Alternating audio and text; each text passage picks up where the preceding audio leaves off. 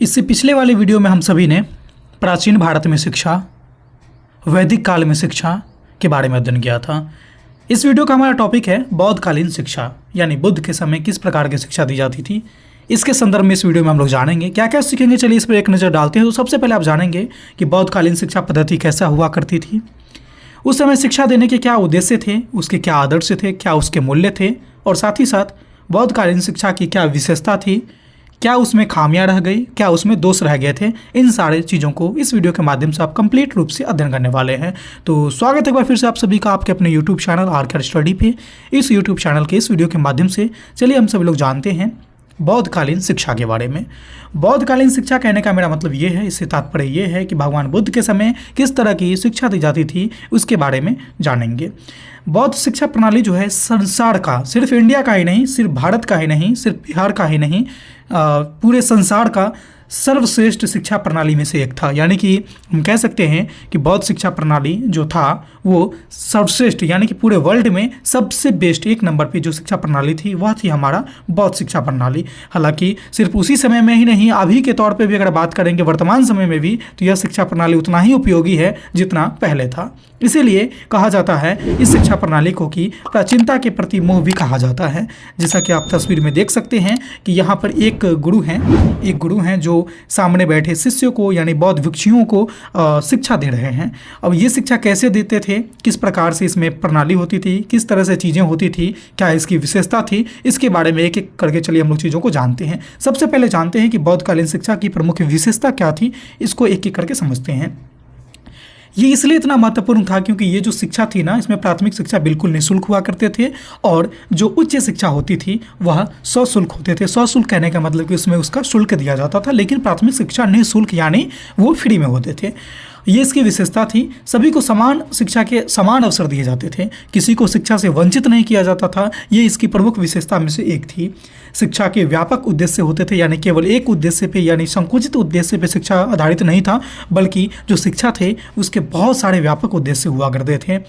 शिक्षा की विस्तृत पाठ्यचर्या हुआ करती थी जो कि विशिष्टीकरण थे, यानी कि शिक्षा का केवल एक ही संकुचित पाठ्यचर्या नहीं कह सकते हैं, छोटी सी पाठ्यचर्या नहीं कह सकते हैं, बल्कि विस्तृत बोले तो बहुत ही विस्तार रूप से सभी पहलुओं में उसकी ज्ञान दी जाती थी। शैक्षणिक गैर शैक्षणिक सभी चीज़ों की वहाँ पर क्या की जाती थी, शिक्षा प्रदान की जाती थी। ये इसकी क्या है, विशेषताएँ हैं। शिक्षा का माध्यम जो सबसे बड़ी विशेषता है ना, वो है कि लोक भाषा। शिक्षा की जो माध्यम है वो लोक भाषा थी, जो कि एक इसकी बहुत ही अपनी एक खास विशेषता को दर्शाती है। और गुरु शिष्य अनुशासित जीवन था, गुरु शिष्य दोनों का अनुशासित जीवन था।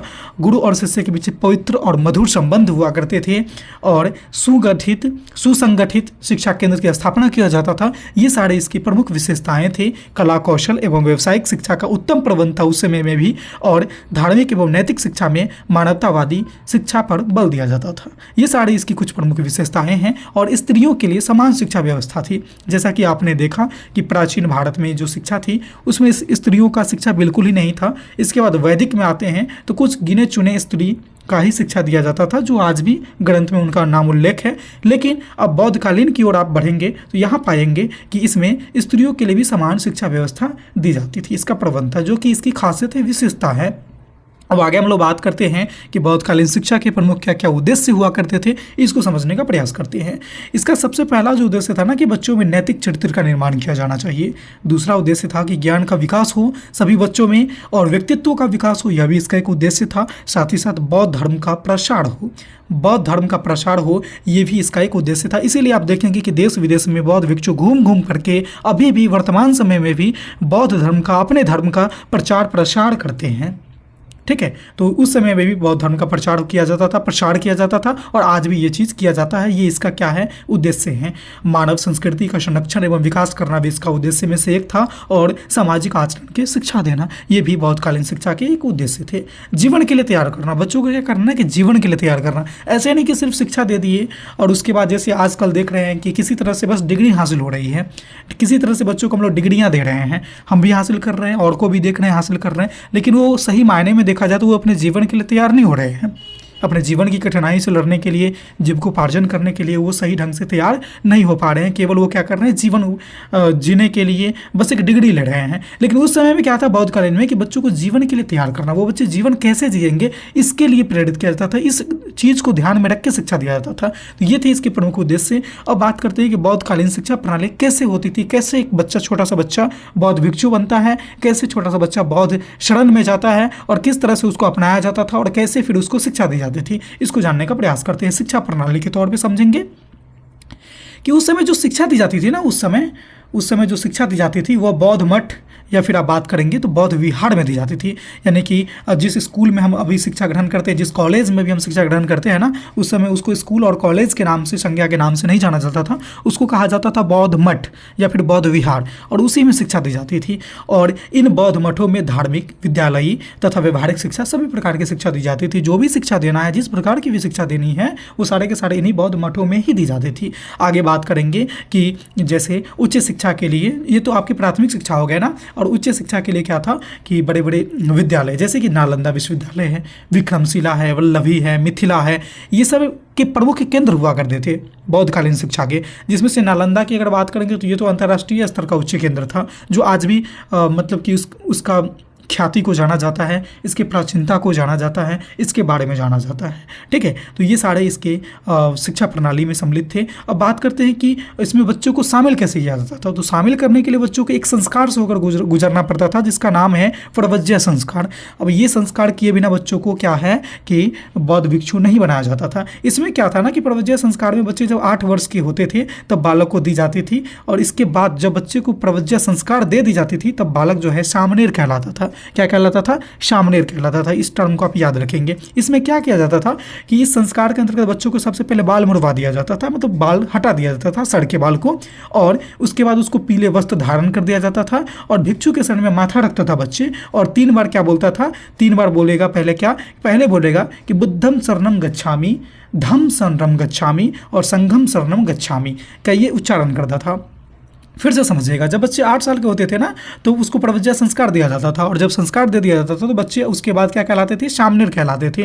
और इस संस्कार में बच्चों को सबसे पहले बाल मुड़वा दिया जाता था, तो जैसे आप तस्वीर के माध्यम से आसानी से समझ सकते हैं, और उसके बाद पीले वस्त्र भी धारण करवा दिया जाता था, जो आप तस्वीर में देख सकते हैं। इसके बाद बच्चे क्या करते थे कि बौद्ध भिक्षु के शरण में अपना माथा टेकते थे और 3 बार बोलते थे बुद्धम शरणम गच्छामि, धम्म शरणम गच्छामि, संघम शरणम गच्छामि। अब ये तीनों बोलने के बाद बच्चे क्या हो जाते थे? अब वो प्रवज्या संस्कार से परिपूर्ण हो जाते थे। और लेकिन प्रवज्या संस्कार देने के पीछे भी कुछ लॉजिक है, कुछ रीज़न है। सभी को नहीं दिया जाता था। किसको नहीं दिया जाता था? तो सभी वर्ण को नहीं दिया जाएगा। सबसे पहली बात, जो व्यक्ति अस्वस्थ हैं, जो व्यक्ति क्या हैं, जो व्यक्ति अस्वस्थ हैं उनको भी नहीं दिया जाएगा, जो विकलांग हैं उनको भी नहीं दिया जाएगा, या फिर जो व्यक्ति दंडित है, किसी भी सजा काट रहे हैं, उसको भी नहीं दिया जाएगा। और जो राज्य के कर्मचारी होते थे, जैसे सैनिक होते थे, कर्मचारी होते थे, उनको भी ये अधिकार नहीं दिया जाता था। तो ये इसके कुछ नियम और शर्तें हैं, टर्म एवं कंडीशन थे प्रवज्या संस्कार के। तो ये थे। इसके बाद बच्चे बौद्ध भिक्षु कहलाने के योग्य हो जाते थे।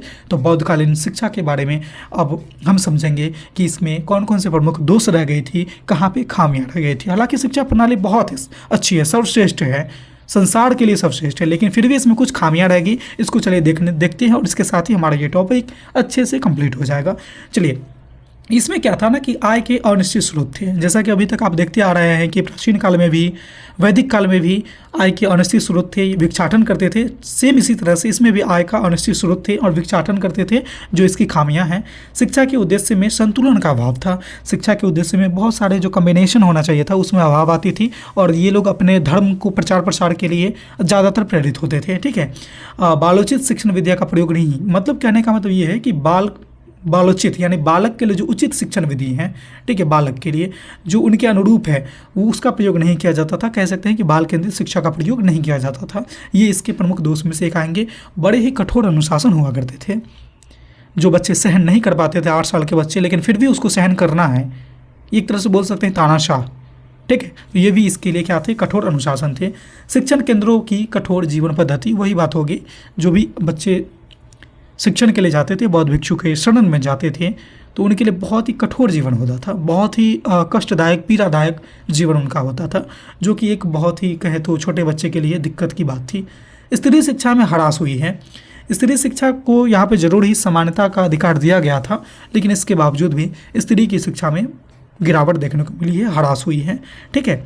सैनिक शिक्षा का अभाव था, जैसे कि आपने पीछे देखा कि राज्य के कोई भी कर्मचारी हो या फिर सैनिक हो, उसको ये संस्कार नहीं दी जाती थी, प्रवज्य संस्कार, और जिसके बाद वो बौद्धकालीन में शिक्षा से वंचित रह जाते थे। धार्मिक एवं नैतिक शिक्षा के नाम पर बौद्ध धर्म की शिक्षा दिया जाता था और बौद्ध धर्म का ही प्रचार प्रसार किया जाता था। ये भी इसका एक प्रमुख दोष में से एक थे। तो आई होप कि आपने बौद्धकालीन शिक्षा क्या है, कैसे दी जाती थी, क्या उसकी विशेषता थी, क्या खासियत थी और क्या प्रमुख दोष रह गए, इन सारी चीज़ों को आपने इस वीडियो के माध्यम से अच्छे से कंप्लीट किया है। अगला जो हमारा वीडियो होने वाला है वह है मध्यकालीन शिक्षा व्यवस्था। मध्यकालीन शिक्षा व्यवस्था कैसी थी, इसके बाद हम लोग मुस्लिम शिक्षा के बारे में जानेंगे। इस तरह से हमारा ये वीडियो, ये सीरीज कंटिन्यू होती रहेगी। आप इन सारी चीज़ों को देखना ना भूलेंगे। ठीक है। इससे पीछे वाले वीडियो में आपने देखा है कि वैदिक कालीन शिक्षा क्या है, आपने नहीं देखा तो यहाँ पर जो आई बटन दिख रहा है ना, यहाँ पे क्लिक करके आप उसको देख लीजिए। हालांकि उस वीडियो का लिंक मैंने इन स्क्रीन और डिस्क्रिप्शन बॉक्स में भी डाल दिया, आप वहाँ से भी चेक कर सकते हैं। नेक्स्ट वीडियो हमारा होने वाला है मध्यकालीन शिक्षा। तो ये वीडियो बौद्धकालीन शिक्षा कैसी लगी, अच्छी लगी, बुरी लगी, आप हमें कमेंट के माध्यम से ज़रूर बताइएगा।